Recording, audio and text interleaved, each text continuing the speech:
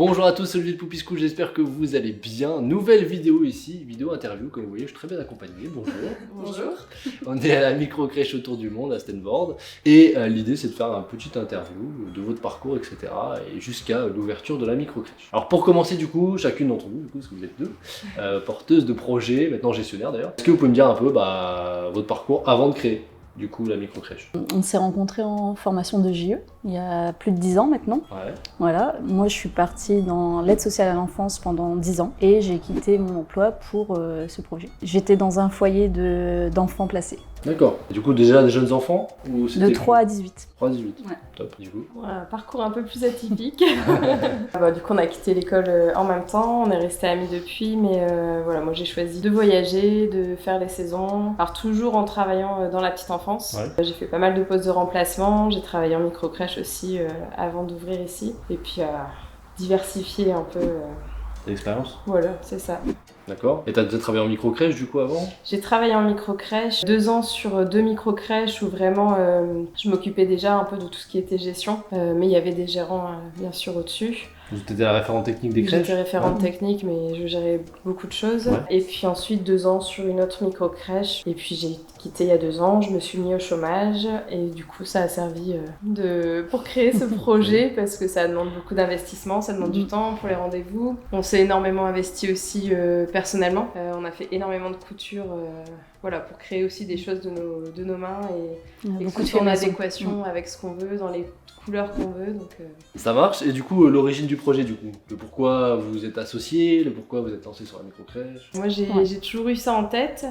Et je pense que j'étais arrivée à un tournant où une frustration dans les micro-crèches où j'ai travaillé de ne pas pouvoir aller au bout des projets que j'avais envie de mener parce que c'était pas moi la gérante de la structure. Et je me retrouvais plus forcément dans les valeurs d'éducatrice de jeunes enfants. J'avais un manque au niveau de ça et vraiment...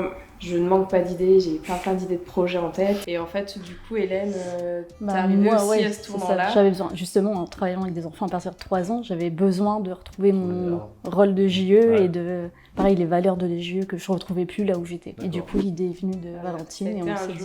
Et si on discutait de ton projet?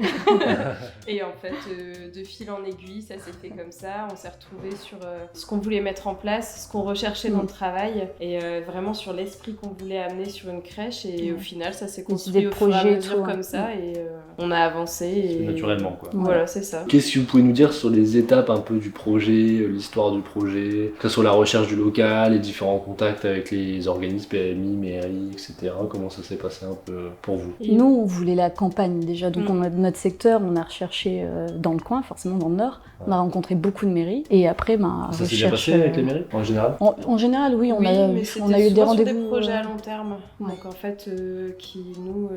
Les mairies avaient des projets, c'est ça? Ça aurait pu se concrétiser sur des mairies, mais sur du très long terme, en fait. Donc, nous, c'est pas ce qu'on recherchait là tout de suite. Mais le projet a toujours été bien accueilli. Voilà, on n'a jamais eu de personnes qui ont dit non, pas de micro-crèche.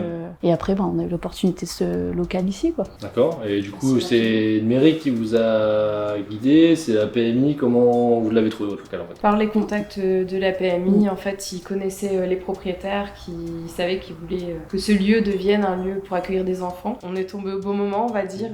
Ça s'est fait naturellement. C'était quoi avant ici, du coup?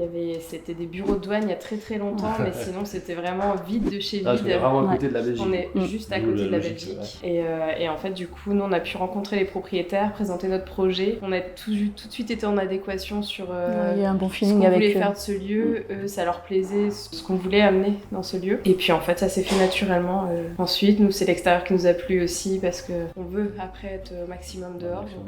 Il y a un beau jardin, un beau potentiel de jardin. Ouais. Pas encore, en même temps, c'est l'ouverture.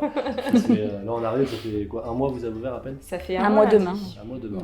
Et du coup, la PMI, par rapport à ça, assez ouvert au projet également. Parce que j'imagine que si vous avez trouvé le local, forcément ça aide. Mais après, derrière, plutôt dans l'aide, pas de soucis particuliers pour l'agrément. Je sais pas, c'est des choses. Non, on a vraiment pu travailler en collaboration avec eux. On a vraiment été dans l'échange, nous, de pouvoir expliquer les avancées des travaux. On a toujours tenu informés de où on en était. Et puis, si on avait la moindre question, on n'hésitait pas à leur demander. Parce que c'est eux les plus compétents à nous répondre carrément. Vous avez pu envoyer les plans par exemple, ils ont validé les plans avant? Ils avaient déjà vu le local avant nous, déjà. Donc ils savaient que c'était adapté. C'était possible. Et après nos plans, oui, on leur a envoyé par mail et du coup ils imaginaient bien ce qu'on voulait faire. D'accord. Ils ont vraiment eu toutes les étapes, sans travaux, mi-travaux et... ils sont venus entre deux avant l'agrément. En plein travaux. On n'avait pas tout le sol, il n'y avait pas tous les murs. Ouais, c'est bien, ça évite. On commençait les peintures juste après leur visite, donc c'était vraiment... C'est bien d'être avec une PMI qui est ouverte par rapport à ça, c'est top. Et du coup, est-ce que vous aviez un contact avec la CAF par exemple en particulier? Est-ce qu'il y avait une possibilité de subvention ou pas? Pas par ici. Non, pas par ici. On a eu contact avec la CAF qui nous a donné qui nous a fourni des données, mais après non, il n'y avait aucune aide. Il n'y a pas d'aide particulière. Ça dépend les coins. Effectivement, nous dans le Nord, en général, la CAF elle n'intervient pas des masses. Mais après, des fois, je sais que dans certains coins, il y a des comités en fait où vraiment c'est la PMI, la mairie, la CAF qui travaillent ensemble sur le projet. Ça dépend un petit peu les régions. Du coup, point qui va vous intéresser, c'est quoi un peu votre projet pédagogique, différents axes pédagogiques que vous souhaitez ou que vous allez ou que vous mettez déjà en place dans la structure? Nous, ça va être surtout la nature. On va travailler autour de la nature, donc du coup par l'écologie, le fait maison, la récup, et du coup être beaucoup à l'extérieur, peu importe le temps. Peut-être des tenues prévues pour les enfants pour aller dehors. C'est dans la liste des parents, des bottes, sur leur casquettes, pour le tout. jardinage, fait maison aussi. D'accord. Beaucoup de fait maison. Mais c'est top. Le baby-signe aussi, on va faire une formation. C'est quelque chose qu'on voudrait mettre en place. On est presque toutes formées, mais on voudrait se reformer entièrement en équipe. Vraiment bien appliqué. Pour vraiment le mettre en place tous ensemble. Après, on prend quelques tendances aussi Montessori par l'autonomie de l'enfant, la motricité libre. Voilà, on ressort les petits points qui nous intéressent. Ouais, carrément. On voudrait mettre en place aussi l'intergénérationnel aussi. Il y a quelque chose il y a un établissement dans le coin ou... Oui. D'accord. Une maison de retraite ou... C'est un EHPAD. D'accord, un EHPAD. Ça, c'est top. On ne manque pas de projets à long terme. Même les passerelles avec les écoles, tout ça serait des choses qu'on aimerait bien mettre en place. Pour les familles, c'est chouette. Du coup, alors là, c'est une crèche qui a la surface, du coup, c'est 170 mètres carrés. On l'avait vu dans la visite. Vous pouvez accueillir 12 enfants et 14 en sureffectif. Et là, du coup, depuis l'ouverture, ça se passe comment? Vous faites le remplissage Là, parce que là, vous avez ouvert le 14 février. Oui. C'est ça? Et du coup, depuis, comment ça se passe? Ça arrive de manière échelonnée. Le bouche à oreille, le fait d'avoir une date d'ouverture aussi, ça aide. Donc, on reçoit énormément de parents et on sera rempli à la rentrée. Pour septembre, quoi. Donc là, on est en mars, environ 5 enfants, 5-6 enfants, c'est ça? 5 enfants. Beaucoup d'arrivées en avril et mai, de bébés. Et puis les dernières arrivées pour la rentrée. Comment vous êtes fait connaître pour faire venir ces premiers enfants? Alors, via les réseaux, on a créé notre page internet, on a créé notre site internet. Vous avez créé vous-même? Oui. Ouais. Bravo. Ça marche. Vous avez utilisé quoi pour le site internet? WordPress. D'accord. Et du coup, alors après, comment... La communication, on a fait le tour des villages aux alentours pour distribuer des flyers et des affiches. Mettre des affiches un peu partout, dans les pharmacies, les médecins, les boulangeries, enfin tout ce qui pourrait être susceptible d'avoir du passage. Et, vous avez fait un questionnaire ou pas? Oui. Ouais. Ça avait bien marché? Ça avait très très bien marché. On a vu une trentaine de réponses. Ouais, après, les journaux aussi, les journaux locaux, ça a beaucoup aidé aussi pour se faire connaître. Et comment du coup les journaux locaux? C'est eux qui sont venus vers vous? C'est la mairie qui La les a première fois, c'est eux. Mmh. Et après, nous, on les a recontactés quand on a vraiment la date d'ouverture. D'accord. Du coup, ils sont revenus faire un article. Top. C'est quoi l'origine du nom? Autour du monde.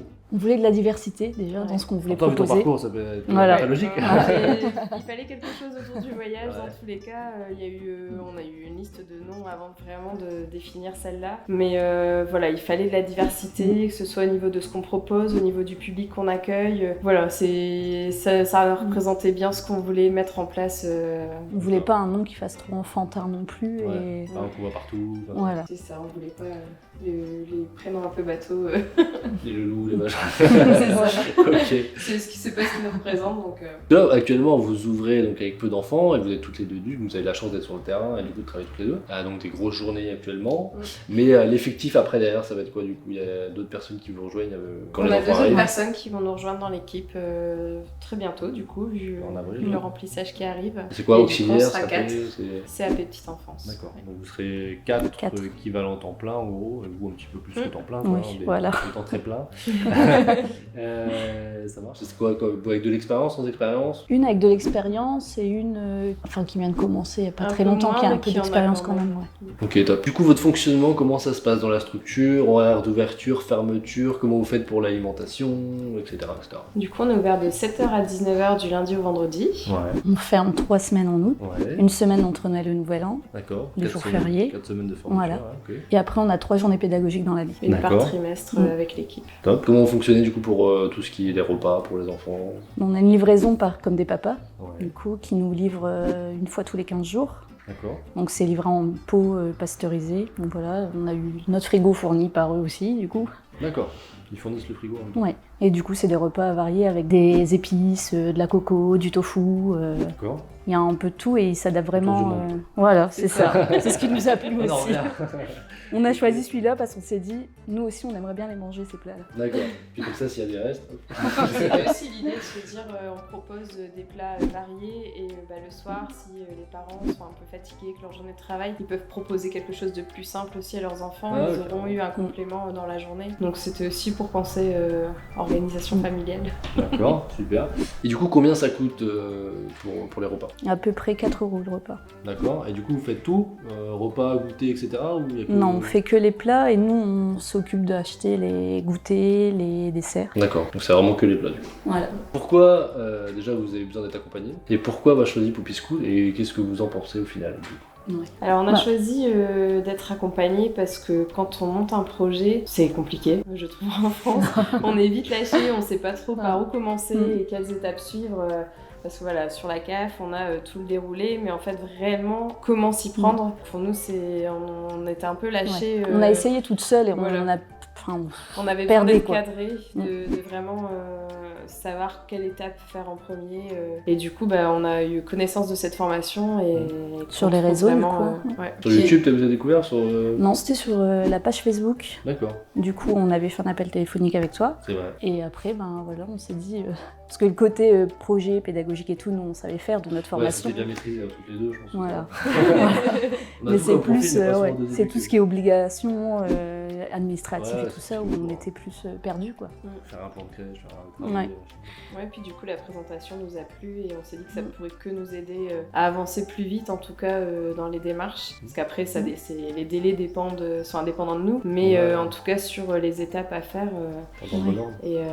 Et Ça du nous coup, a cadré, ouais. Ouais, on a beaucoup apprécié et je pense qu'on n'aurait pas été aussi vite sans cette formation non plus. Bon, bah parfait. Content qu'en tout cas ça vous ait aidé, c'est le but quand même. Mais la suite, c'est quoi l'idée, les objectifs que vous souhaitez soit mettre en place dans la structure ou... Et l'objectif, c'est de remplir, c'est de Pouvoir travailler avec notre équipe aussi. voilà, hein. de commencer le travail en équipe, de pouvoir Commencer nos avec projets. le sans Covid, refaire des Ouais. événements aussi avec les familles, pouvoir Ouais. les accueillir au sein de la structure, pouvoir mettre en place des projets, comme on parlait de l'intergénérationnel, c'est quelque chose qu'on aimerait mettre en place. Bon, malheureusement avec le Covid, il y a eu des complexités, mais voilà, c'est des choses où on espère que ça va s'assouplir par la suite et puis qu'on puisse aller au bout de tout ça. Le Proposer un jardin, petit aussi Le jardin. l'extérieur. Poser un peu avec toutes les heures. Ça, c'est un démarrage Non, sur on les est pas chapeaux de prête. roue, mais en même temps, vous êtes deux sur le terrain, forcément, le démarrage, ça fait beaucoup Ouais. d'heures. Ça nous fait plaisir aussi de pouvoir voir des enfants aussi dans C'est la ça. structure. Ça, Et puis c'est toujours différent quelque chose de, aussi. C'est les premiers enfants qui venir arrivent. travailler dans quelque chose qu'on a créé. Bah ouais. Parce que c'est un univers c'est avec nos couleurs, c'est nos On goûts, l'a imaginé. c'est ce qu'on a imaginé, c'est ce qu'on a voulu et on s'y sent bien. Ça n'a rien à voir, hein, la Donc, liberté en fait, de décision, de se dire tiens on a pu faire les choses, on a pu choisir comment on voulait le faire, on choisit les axes pédagogiques, on choisit le fonctionnement, et puis au-delà de ça effectivement c'est les premiers enfants, une fois qu'on a travaillé longtemps dans la crèche et qu'au final les premiers enfants qui arrivent c'est quand même un aboutissement qui est quand même, Ouais. qui est quand même Puis on sent que les parents, ce qu'ils ressentent, c'est ce qu'on a voulu partager. On a les retours Mm. qu'on Non, qu'on puis ils doivent se souhaitait. sentir aussi bien par rapport déjà au local qui est super beau, des grandes surfaces, c'est super intéressant, puis vos deux personnalités comblées avec les profils en plus à côté, je trouve que c'est top. C'est top pour les parents. Une autre question du coup sur le montant un peu de l'investissement. D'ailleurs, vous avez combien de loyers, parce qu'ici vous êtes en location, et combien vous avez dû faire de prêts, comment se passaient les travaux, etc. On a 1 200 € de loyer, du coup 47 000 € de prêt. Ok. Donc on a 25 000 il me semble à la banque, non 27 27 000 à la banque, on a 15 000 € avec IFI, Donc initiative. plan d'intérieur, voilà. ouais. 3000 avec Noractif. Ouais. Et après une subvention aussi du coup. Ouais, de la CCFI, du coup de la communauté de communes, Ouais. de 1 500 €. Ça se prend quand même parce que c'est assez rare, hein, en règle générale, il y a Ouais. très peu de subventions comme ça. Ça se prend. Et du coup, pour les travaux, comment ça s'est passé? Enfin, qui a financé? Enfin, est-ce que c'était, j'imagine, pas inclus dans le financement, sinon ça coûterait vraiment pas cher. Ça s'est passé comment? Et ben on a eu la chance que ce soit le propriétaire qui fasse les travaux. Nous on a géré vraiment tout ce qui est sol, peinture, aménagement forcément. Le sanitaire et l'extérieur, c'est ça. Sanitaire et l'extérieur. Donc le prêt il est fait pour payer ça, un peu de besoin en full roulement pour démarrer, et puis c'est parti. Ouais. Mais du coup, forcément, vous limitez les charges du fait que vous êtes toutes les deux sur le terrain. Plus en plus, effectivement, les travaux qui ont été pris en charge par le propriétaire. Mine de rien, ça arrive de temps en temps quand même, parce que aussi le propriétaire en même temps il déduit aussi de ses impôts potentiellement les investissements qu'il met dedans, donc ça peut les intéresser. D'ailleurs, ça c'est quelque chose qu'on peut aussi partager, c'est que des fois, effectivement, quand on est sur de la location et qu'on a beaucoup de travaux, prêt à faire prendre en charge une partie par le propriétaire, c'est aussi lui permettre lui de faire des déductions fiscales et ça permet de vous de réduire l'impôt, enfin le prêt total. Donc ça peut être intéressant. Dernière question, il y a pas mal de porteurs de projets qui veulent démarrer ou qui démarrent ou qui sont en train de faire leur projet et du coup ça serait quoi le conseil maintenant que vous êtes arrivé jusqu'au bout pour aller mener à bien ce projet? Moi je dirais qu'il faut s'accrocher, aller au bout de ses rêves parce que comme quoi c'est réalisable donc rien lâcher. Ouais. Parce que malgré les hauts et les bas au final, on en a eu aussi et du coup... On a eu aussi des remises en question, on est passé par là aussi et c'est normal. Mais au final c'est réalisable donc il faut y croire et il faut y aller. Totalement d'accord. En plus, c'est vrai que c'est tous les porteurs de projets qui font comme ça. Il y a toujours forcément des hauts et des bas, il y a des moments de fatigue, il y a des moments de doute, il y a des moments de faux espoirs aussi potentiellement. Je sais pas si avant, quand vous avez cherché votre local, il y a d'autres locaux qui vous sont passés sous le nez ou peut-être des choses, mais je sais que j'ai beaucoup de porteurs de projets où c'est comme ça, et puis des fois, il faut se relever et repartir. Donc, nous, on n'a pas eu forcément ça. On a eu des possibilités de local, mais au final... C'était à très long terme en fait. Ouais, c'était à trop long terme par rapport à votre projet. Et puis en plus, si vous étiez, à ce moment-là, vous étiez toutes les deux au chômage quand vous êtes lancés ou... Non, moi non.